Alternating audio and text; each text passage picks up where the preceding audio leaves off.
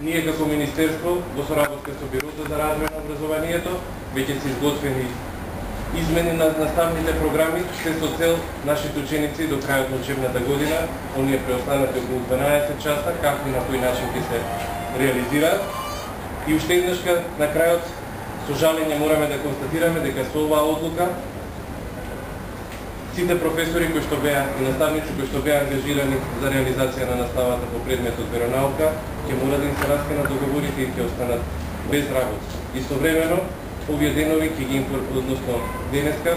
ќе бидат информирани и директорите на училиштата кои што ќе биде потребно да повикаат родителски средби со цел да им објаснат на сите родители дека со донесувањето на одлуката на Уставниот суд за укинување на членот 26 не се дава можност за реализација